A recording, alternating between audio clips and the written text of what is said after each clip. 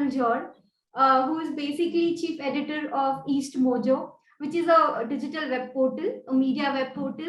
He started his career with Times of India, and there onwards, he started working with different TV channels such as CNBC. So, sir, I welcome you on Kartavya Sadhana. I'm glad that you are with us today. Thank you. So today we'll be speaking about East Mojo, what it is and how it started. Because I feel that as a reader of the web portal, I think it has created a very unique identity in such a short time. So on these lines, my first question to you is, what inspired you to start East Mojo? So I was working, as you said, with CNBC, and then I spent a fair amount of my career with CNN News 18, which is one of the top television channels in India. And I think I spent about 12 to 13 years of my career anchoring, reporting, So it was a very fulfilling career. But then, I had done my bit as far as the national media was concerned.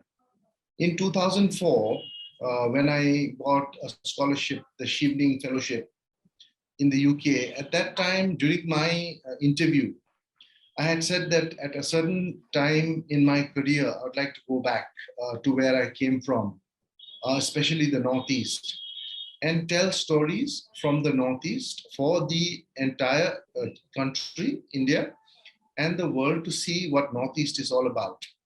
Because Northeast does lack a credible media platform, which is unbiased, So I felt there was a tremendous need. And every time I came back to the Northeast, to speak at different forums, to engage with students, the only one question that was asked of me was, why does national media not report on the Northeast or from the Northeast? And there's very little reporting of the Northeast.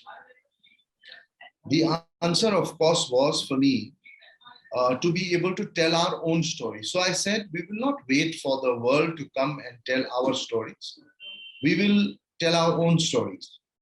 And East Mojo was for me that, the forum, the platform, which tells stories from the Northeast like no other. We've got reporters from every state. We've got very good contributors. We know our region. So we are and we will tell our own stories to the world for them to see, read, and experience. So, as you mentioned that you have reporters from for every state. Now, when I read East Mojo, I see that citizen journalism, you have been promoting that more often, and you have been also training reporters for that. So do you think that that is the future of journalism, or how it is? I think, Snehal, citizen journalism is good because today every person with a mobile phone has become a kind of a reporter. They might not have knowledge of journalism. They might not be knowing the ethics. They might not be knowing a lot of things about how to go about and become a good journalist, but they can certainly report. So in our experience, and this is something that I really want to work on, is be able to, in the next 2-3 years, be able to train as many people as possible in citizen journalism. So what is citizen journalism? As far as citizen journalism is concerned, I would like to train school children. I would like to train, students who are in college, maybe some of the young panchayat members, to be able to report from the ground about the happenings around their place. If they have water shortage, they should be able to report that their village has water shortage. If there is, lacunae in the healthcare system of their particular village, of their particular town or district, they should be able to raise their own voice. So again, goes with the ethos of East Mojo, that everybody should be ready and should be able to tell their own story. So we do have citizen reporters across Northeast who do tell their own stories. But of course, I'd like this to grow much more.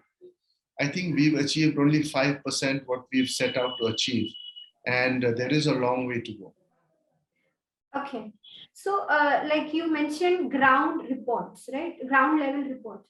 So, East Mojo's vision, if I quote that way, East Mojo's vision is to do the reporting from the remotest part of Northeast.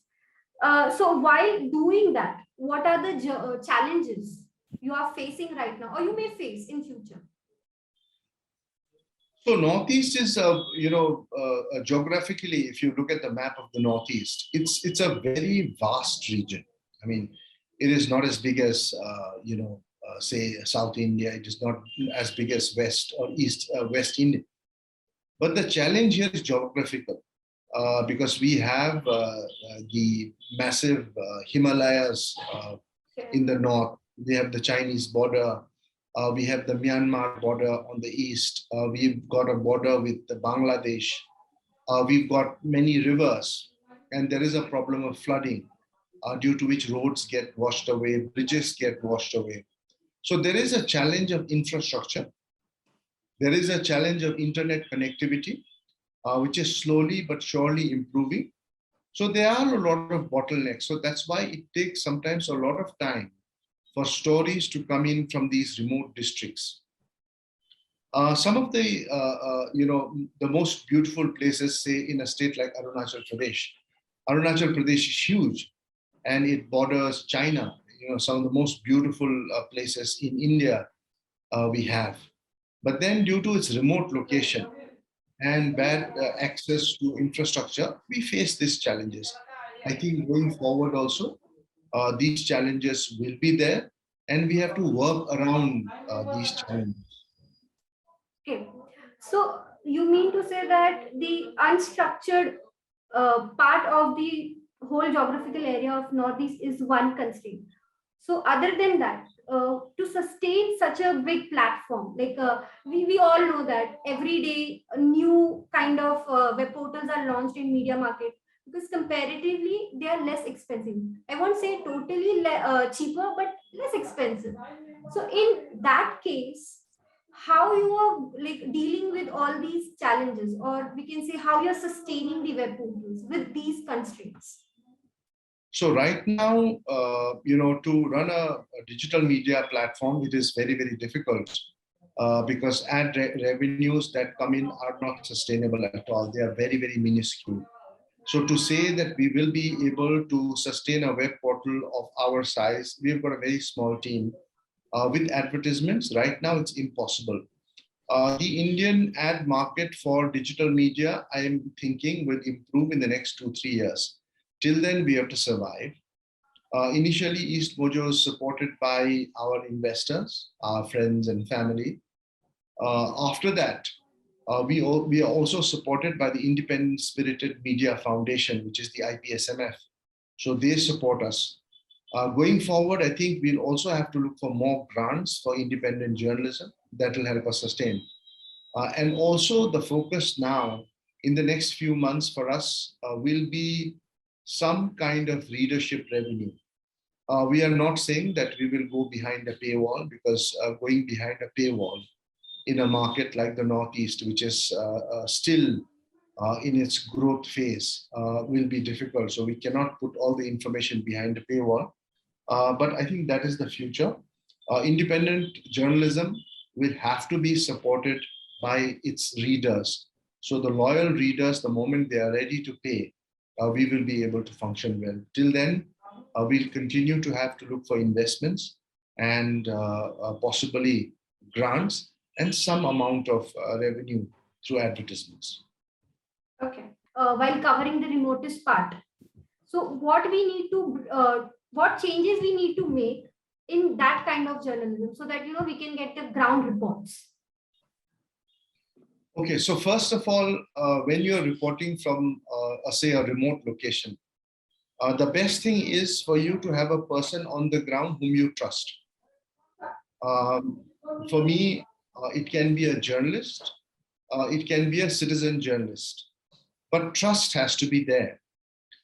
Because these days, with so much of social media around, even the politicians know how to use the system to their advantage. So there is a chance that the person giving you information from the ground could be affiliated to a certain political party or could be affiliated to a certain vested interest. For example, if you are reporting on corruption from a remote border village say, for example, a panchayat, so there might be a chance that your person on the ground uh, might be close to the perpetrators and might be wanting to protect them. So this makes it very difficult. So I think your problem is solved if you have somebody you can trust on the ground. That's number one. Yeah. Somebody who's above board, somebody who's not corrupt. That is a challenge. That person is very difficult to find. Second is that you will have to send a reporter yourself, from your headquarters or from your state headquarters or from your district headquarters. But then it takes a lot of time for that travel to do. So there is no solution, absolute, proper solution. But the only way you can, of course, have a very good system and have all your editorial checks and balances is in place by having your own person on the ground. Correct. So, don't you think that citizen journalist role somewhere minimizes here? Citizen journalism cannot be used, it's not an answer for everything. I cannot expect a citizen journalist to do an investigative report. So there are limitations. Right. If there is a landslide, I can get a citizen journalist to do the report. If there's a fire, if there's an accident, I can trust a citizen journalist. But if somebody has to report, say, corruption in building a certain infrastructure at a certain remote place or a town, then it'll be very, very difficult for me to really trust and work with citizen journalists unless there are documents and there is credible information from the ground. So I would definitely think that your citizen journalist is not an answer for everything. You need credible journalists who are trained. So talking about journalists, right now, we all know that because of digital platforms, we have a lot of information bombardment. So how does editorial team work in such a situation? And can you a little bit tell us about your organizational structure here? So, the editorial team, of course, the structure, as you say, Snehal, you're absolutely right, plays a very important role in checking. So the checks and balances are maintained by the editorial team. So we have, I think, 2 to 3 layers of checking for information if it comes from our stringers or if it comes from remote locations. One is that our bureau chief, the head of the state, the main reporter, that reporter verifies that information and sends that information across to us. We do not just rely, although most of our bureau chiefs are very good, they know their states and all. Sometimes it's also important for our executive editor and a managing editor who have considerable experience working in this region. So they will again do their set of checks and balances. And if need be, they will also make some calls and then put some questions forward. So no story, if it's of a sensitive nature, if it's an investigative nature, just goes and it's published. So we have at least 2 or 3 layers. And even by the third layer, if the managing editor feels that the story, they are not really satisfied with that story, or there are still some questions, then finally it will come to me for me to check, for me to really give ahead for a story like that. Any of your stories which you have been publishing on the website have created any kind of impact, like especially shaken down the people in power so that they can take any actions? Any such stories you would like to speak about? There are many stories, in fact, which we've done, which has caught the attention of the government, of the community at large, and of rest of India. I would especially like to mention a story in a village in Assam, a tribal village, where the villagers are struggling, because their lands have been taken away for a solar power project. So when we reported that story about the protests that were happening, what was happening on the ground, we did get a legal notice from the power company, since it's a multinational company, and they were not happy with the way they were reporting, with the way we were reporting. But since our facts were right, since we were reporting from the ground, we went ahead with the story. So that has created an impact. Uh, the Dihing Patkai, when there was an attempt to restart the coal mines around this very important natural reserve, which is among the last of the rainforests in Northeast India. We did a documentary from there. We did several stories around that reserve. And it's not just us, other publications have also been reporting. And because of the relentless kind of reporting, that area has now been declared a national park. So our focus has primarily been around people, the tribes, the lesser known tribes and their way of life, like how some of the tribes in Arunachal and Sikkim are fighting against the hydroelectric projects because they believe that their way of life will be impacted if these hydroelectric projects are built. So all these stories have an impact. What these stories manage to do is carry their voice much further than what could reach by the local traditional newspapers. So we carry their news further than that. So I think that has been a major impact.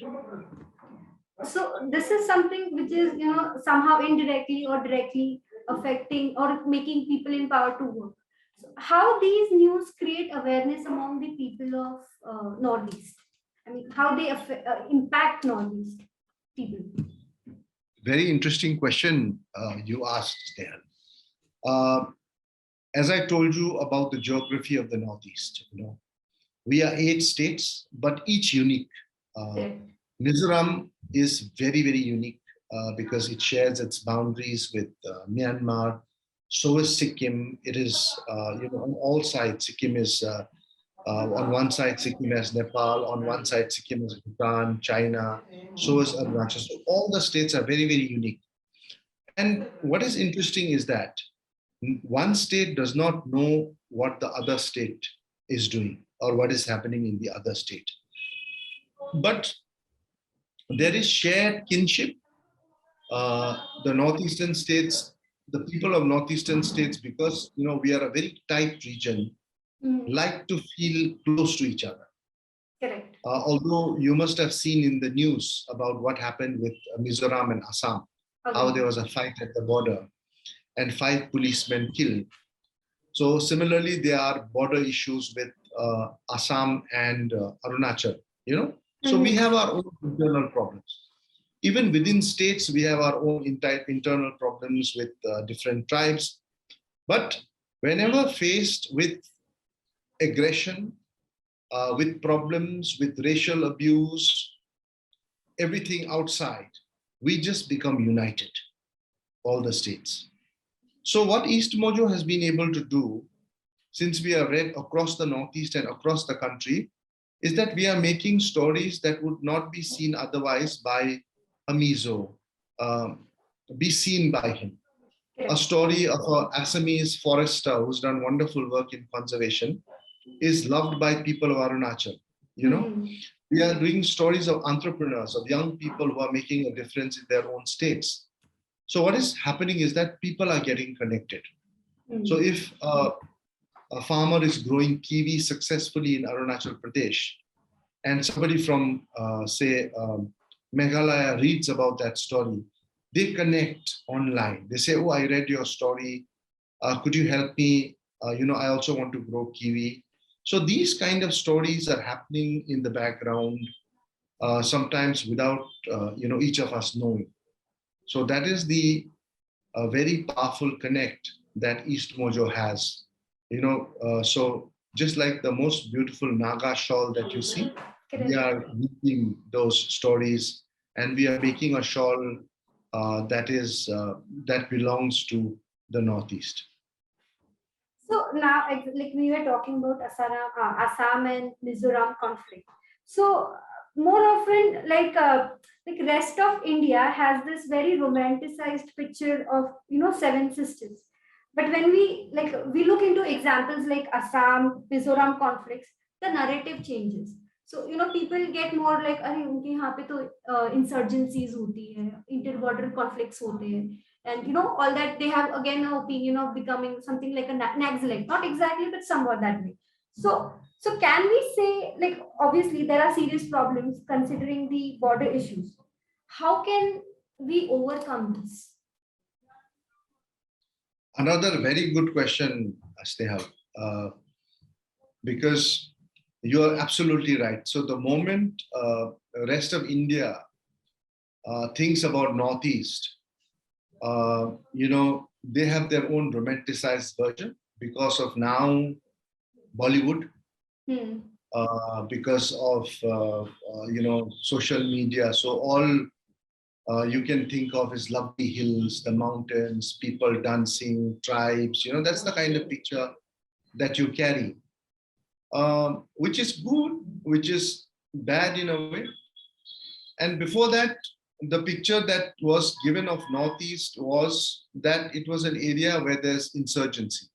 So people don't want to travel to the Northeast. That is also an issue. So that's the two very extreme sides of the Northeast. One which is romanticized and which is lovely, and other where there are still armed militant groups. There is sub-nationalism. People are fighting for their own state. People are fighting for their own region. People are fighting for Now, that narrative is slowly changing because the people of the Northeast are slowly understanding that, if you want to grow, if you want to do well, if you want to experience a good life, then you will have to go with the nation. There are certain issues. Nagaland, the peace process is still on. It's been on for a long time. We were hoping that the government of India would solve it, come in and solve it soon. We are expecting it to get it solved soon. But in Nagaland, there's been a ceasefire, and between the NSC and IM and the government of India. And there's been peace in Nagaland. So people have prospered. The other important thing that's happened is that lots of students from the Northeast travel to Delhi, Mumbai, Bangalore, and they study. And they've seen a good life. They've seen the city life. They've seen successful people. They see brands. They see cars. So there is an aspiration to do well in life, to be successful, go travel abroad. So a mixture of this, everything is slowly bringing bringing Northeast to a new, better position. And this government, of course, talked about how Northeast can be the gateway to Southeast Asia. We are rich in natural resources. They could be oil. They could be other minerals. So Northeast is kind of poised to be the next big growth story for the rest of India. But it has to be nurtured with care.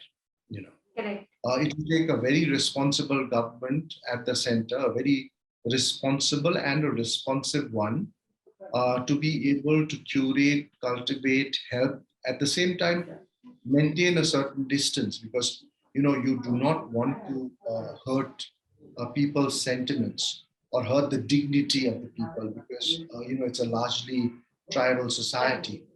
And if you hurt the dignity of a tribal society, then things can go south very, very fast. So I think it is only a matter of time when these states, 7 sisters and 1 brother. So Sikkim is the brother. So we are 8. Becomes the next growth center for India. So now moving on, let's talk about how mainstream media perceive Northeast. So The fascination of the Northeast, from the mainstream media has been changing. So I'll start with the latest narrative.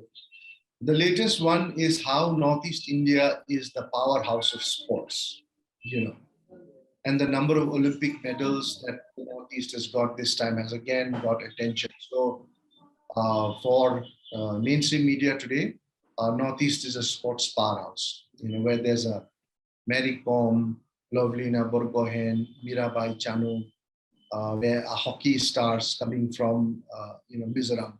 So that's the narrative they like to paint. Overall, Northeast has been seen as a region where there's militancy, where there's political strife. So that's been the reporting, that's been generally the kind of reporting that there is from the mainstream media. I think that, I don't know when it will change, but with sports, I think it is changing. Like now we are on sports, so talking about that, like as you said, athletes have won many awards for Olympic and medals, and everyone has been highly appreciating it, feeling proud about it. But for the rest of the year, like somewhere northeast aloof, I think more often they are being talked about only insurgency rather than So how, like whole of the year we are like northeast is aloof, and even the Milne Suman's wife Ankita Konavar, even she have raised this issue that otherwise we don't even exist. So when we talk about this, what can be done on part of Indian citizens that can make northeast feel more inclusive? They should first start by reading eastmojo.com. Everybody read eastmojo.com, because we have curated, we do a lot of stories around Northeast India, so you will not miss a thing. Apart from the daily updates, we also put out a lot on history, a lot on lovely places to see, a lot on the people of the Northeast, because we have some fantastic individuals. I think, as I said earlier, can the mainstream media cover Northeast better? Yes, they can cover Northeast better. Are there stories in Northeast? Definitely, there are so many stories. As a journalist, are there only negative stories? I, as a journalist, believe that journalists should focus on the negative stories. We should do stories if the roads are bad in Sikkim, if there is no connectivity, if there is no internet, if the students of, for example, the students of a Naga village climbing up a mountain every day, walking 2-3 kilometers up a mountain every day to a certain point where they get internet connectivity to study. That was done by some of the mainstream media as a positive story, because there was a shed built by the local youth. And they looked at it as a very positive story. For me, that's not a positive story. I don't want the children to walk so far. It's good exercise for them, I agree. But if I was a father of those children, I would be very worried, because they're, walking up the hill. It's slippery. There might be snakes. They might encounter wild animals. So there are like so many questions in my mind. It's like more of glorifying this issue, like glorifying these stories. Yes. Like every village in Northeast India has a cell phone point. Some of the villages are marked it on a bamboo. You have to walk so far up the hill, and then there's a 4G point from where you can access your cell phones and all. While it's all sexy and it's nice and it looks nice and makes a nice story, it is an infrastructure issue. So we need to address those infrastructure issues. We need to tell those stories. I think if mainstream media would look, for example, at stories about people being displaced because of the hydropower projects, then the issue of climate change, because we are blessed with forests, virgin forests. We are blessed with, the kind of geography that we have. So these stories are not told enough, I feel.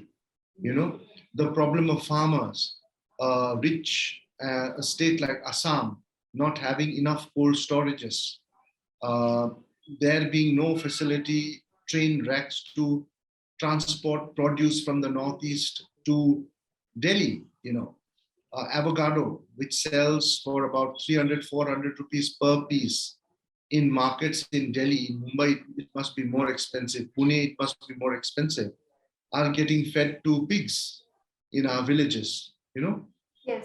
just simply because we cannot transport them to the rest of the country. The same piece which comes from Thailand is much cheaper because they are able to transport it at a cheaper price. Those stories are not told. Can we be the horticulture basket for the rest of India? Forget rest of India, at least for Eastern India till Calcutta, Odisha, we can be only provided that we have infrastructure. And I mentioned that we don't have enough cold storages. We don't have transportation facilities. Our children, our youth have started making kiwi wine in Arunachal. But is it reaching Delhi, Bombay, Bangalore, where the market is? No, it is not reaching. The farmers in Nagaland are growing coffee. Is that coffee reaching the rest of India? No, it is not reaching. So there are certainly challenges, distribution challenges, marketing challenges. You can go on and on. And those stories need to be told. Those stories are never. And we are telling the stories now. When we talk about these stories, it is more of like taking an activist kind of stand. So, do you see, like, till what extent East Mojo would like to take an activist stand? I do not believe in the activist kind of journalism. I've never believed in the activist kind of journalism. I will not take an activist position, but I will report what is before our eyes. I will. We got into a bit of a controversy with one of the stories. So there were 2-3 villages which had started protesting, saying that the Bhutanese government had blocked water coming into some of the villages near the Bhutanese border, and we were covering that story. We did a ground story of the protest. Mm-hmm. Because of that, the government of Assam, the Foreign Affairs Ministry, and the government of Bhutan took, they were angry at our reporting, and they said that this is false, and that such a narrative is being woven, and the story is not true because we've not blocked. It's a canal work that is going on. That's why the water is not there. It was not of us to take an activist stand, but we were reporting on a story. The series of reports that we have done on the solar power plant, it is not from a bent of mind of an activist. It is a ground reporting. It is pure reporting, talking to the protesting villagers. The stories around the gas pipeline explosion that we did near Tinsukia, and what the villagers suffered, the damage to the fragile ecosystem of that area. Not done, but it was solid ground reports, done by reporters who are on the field. Mm-hmm. So when you do such kind of stories, how much risk does it involve? Like, it ever happened that someone has been barging your office and is like, what are you doing this? Not till now, because I have not put up board saying this is East Mojo.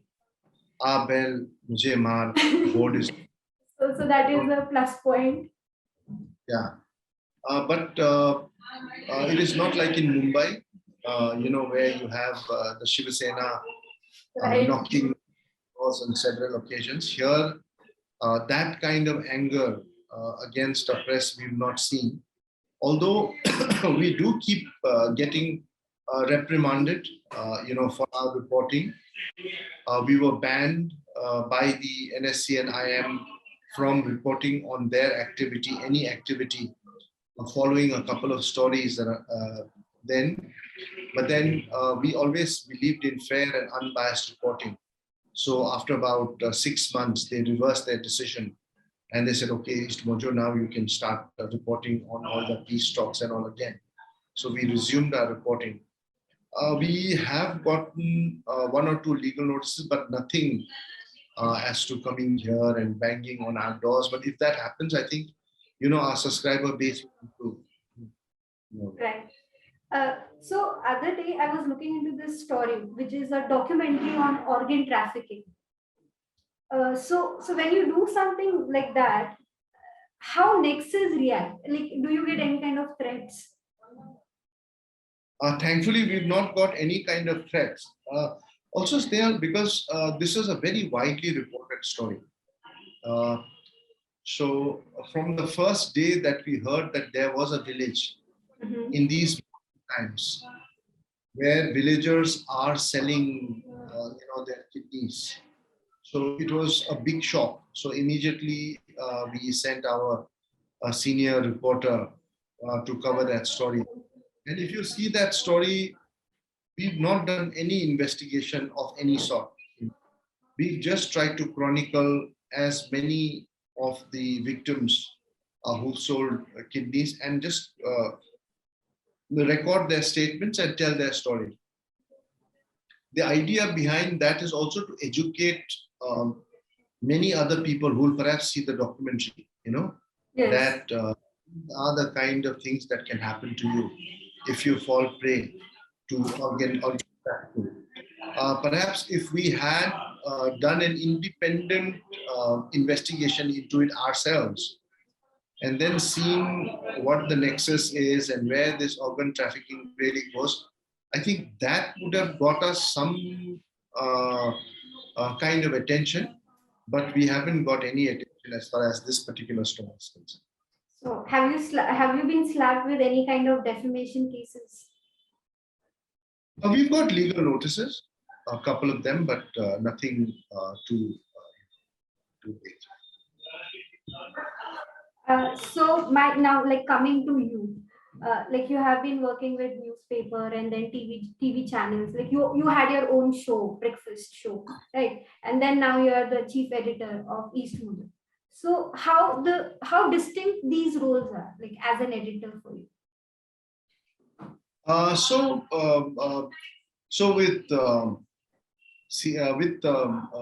with Times of India, that was my first job working under Carol Andrade. She really taught me a lot. So there I was, my role was page making because I was working for Thane Plus, is a supplement that used to come first thing. I used to go to Thane also and do some reporting out of Thane. That's where I picked up bits and pieces of Marathi because people would tell my photographer more interesting stories in Marathi. And when it came to me, so once we had gone for some encounter had happened in Thane, something had happened. And so they told a very animated story to my photographer.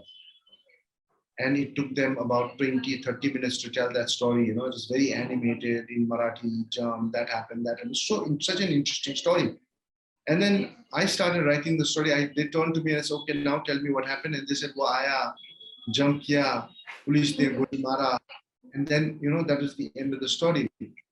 So I said, I'm missing a lot. So I said, yeah, you guys talk in Marathi. I will try to listen in. And if I don't understand, I'll stop you and maybe somebody can translate this for me. So that way I kind of picked up, bits and pieces of Marathi. Yeah.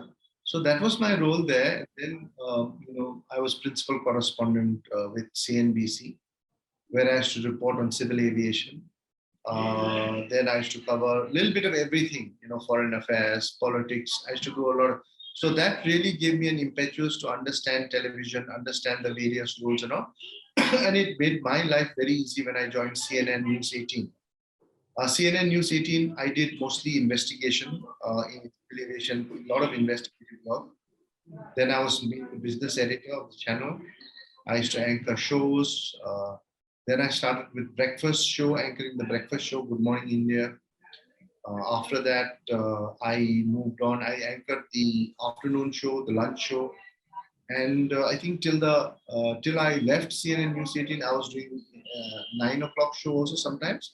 Mm-hmm. And I did News 360, which was a wrap up of all the news. That was the 8 o'clock show. So I've handled teams. So, it's been a lot of learning. So the transition from working in a news organization, being employed, or two, being independent. The difference is today I'm responsible to people here. I have to worry about their salaries. I have to worry about whether the place can run well. I have to take care of birthday cakes. I'll have to take care of,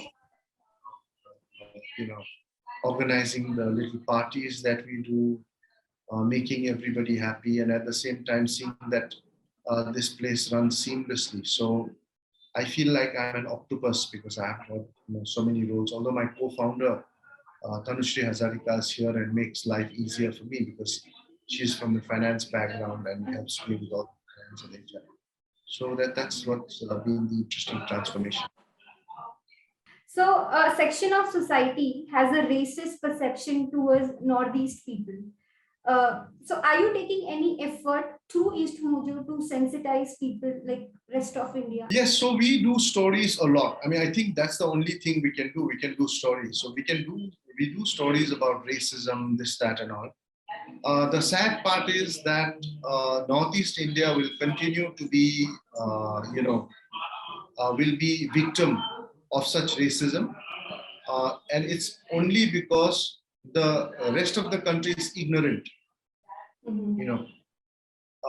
And the people facing this kind of racism, some of them have been killed also, like Nido Tania, may his soul rest in peace, a young boy in Delhi. He was murdered, lynched on the streets of Delhi because he looked different, is because people are ignorant. People are ignorant because Northeast is not in our schools, apart from the Northeast map. The history of the Northeast is not taught. Correct. So Northeast has to be a chapter in all the schools of India, so that you know that they are unique tribes and this is history. Nobody knows that the Mughals could invade Northeast India. Nobody knows this. An Assam general called Khan defeated the Mughals in a naval war. So very few people know that we were never ruled by the Mughals except for the Afghans. So it's got a very rich historical perspective that the Second World War, how the Japanese were defeated, what role Naga's played. So they are interesting stories, but these stories have never been told. So there lies the root problem. It has to be solved. Till this is solved, racism in India will continue. Because we have children who know nothing about the people, who know nothing, and they come out calling us Nepali, Chinese, Chinky, all kinds of things. So, have you ever faced racism in your life personally? Yeah, I have faced, but because I'm built of a different mold, I have always used it to my advantage. Once at a ministry in Delhi, there was a big meeting between Nepal and India, a very critical meeting, and there was a fight going on between India and Nepal. So they thought I was part of the Nepalese delegation. So I went and sat and listened to the entire meeting till the press officer of that ministry saw me and threw me out. Similar meetings have happened where I've gone with Japanese teams or Malaysian teams or different teams. So it's how you take racism and how you beat it. I mean, my whole point was that people would ask me, "Oh, you're from Malaysia." I would say, "Yeah, I'm from Malaysia." "You're from this place." It's okay because I come from a certain privilege. Racism is faced by people who are struggling, who are working in restaurants, who are working in beauty parlors, who are working all across India to, get their daily bread. And that is where it hurts the most. When I'm a reporter, when I'm aware of what's happening, when I'm at safe places where I understand, it's easy for me to laugh at racism and say, "Oh, well, you take it with a pinch of salt." But it's not easy for everybody. It becomes subjective at points. Like for you, it is a positive, but For others, it might be a different take on that. Very well. It has been only 3 years, but people know East Mojo. Like many times, national news quote East Mojo, like quote their reports. So when this happens, it has already created a space in media market. What was it that added to this success? Because So right from the start, I have not run behind anybody. That's always been my belief. I have not tried to piggyback on anybody and say, oh, we are East Mojo, so please cover us or please do that. We've always believed in doing our journalism, doing our credible, authentic journalism, and focusing on the 8 northeastern states and being the best that we are here in these states. And I think that has helped us. That has helped us grow. That has helped us be seen as the most unbiased and credible news platform in the Northeast. And hence why all the national media takes our stories, give us backlinks and quoting from our stories. Because we stand and believe in our stories and we don't believe in hearsay. so, sir, now this is a very personal question. I've been thinking about this all this time. So, your name is Karma. Do you believe in karma? It's a very personal question. Absolutely. I live by my name and I believed in it, and it is held very true in my life. I have never ignored anybody. I have never held certain people to be special. Whenever anybody has come my way, I've treated them as equals. I've given them respect. I have helped them. They have helped me. And it's so strange that, people that you've been kind to at a certain stage have come back to me and helped me in return, because they have reached a certain place, a certain position. So I think that is because of my karma. And because I have sown the seeds of love, gratitude, passion for my work, and I've truly believed in that, that seed has grown into a plant and a tree in certain places. And those people have just come back and given me so much love in return and helped me. I think East Mojo is that story of those people, those friends, mentors, advisors, so many people who've come my way in my 20, 30 years of my career, even more than that of my life here on this earth, who just now believe in me. So that's karma. So what is your goal, future goal for East Mojo? Well, future goal for East Mojo is all in numbers. Right now we are at 1 million per month. We'd love for it to touch around 6 million. Want it to be the most credible voice. One of the things that I really, really want to grow is our citizen journalist force that I believe will add, a lot, will be the cutting edge for East Mojo. I also am looking at more tech, adding artificial intelligence and fighting fake news. So these divisions, will enhance how we tell stories as journalists. What message you would like to give to our readers as well as who wants to start a new web portal and young journalists? My only message is to be, if you are passionate, if you truly believe in what you do, if you love what you do, you will go very, very far. Life cannot be half-hearted. You have to live and you have to believe in what you want to do. If you believe in what you want to do, if you feel happy, if you're truly happy in the path that you've chosen, you will go very, very, very far. Thank you so much for giving your time and being with us. Like definitely our readers are going to love you. So thank you so much for being on Kartavya Sadhana.